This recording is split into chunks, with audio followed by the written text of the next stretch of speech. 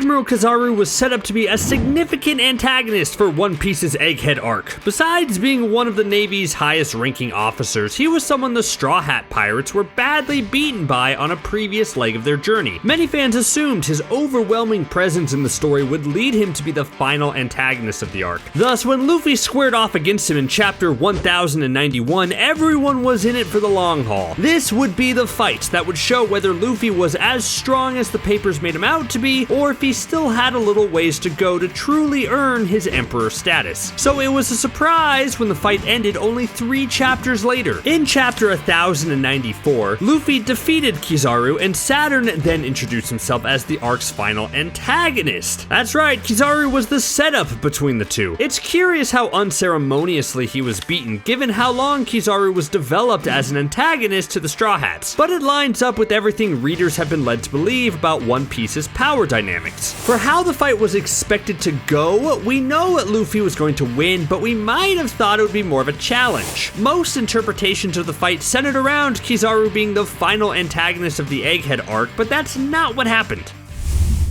So for how the fight actually went, the duration is the most surprising thing. It started at the end of 1091 and ended in the middle of 1094. That's relatively small compared to the final battles that preceded it. But the end results were expected but truncated. Gear 5 was enough to beat the Admiral and prove Luffy's Emperor title was deserved. However, the battle also came down to the wire as Luffy used up the last remaining seconds of his transformation. But did it matter? He only needed his Gum Gum Star Gun to finish off Kizaru, and overall, Kizaru's light speed wasn't a deciding factor like we thought it would be, as it wasn't fast enough once Luffy entered Gear 5. And even though Kizaru was expected to display the advanced techniques like other antagonists, like Future Sight, Devil Fruit Awakening, etc., nothing came from that. None of his moves showed what made him worthy of becoming one of the Marines' highest ranked officers.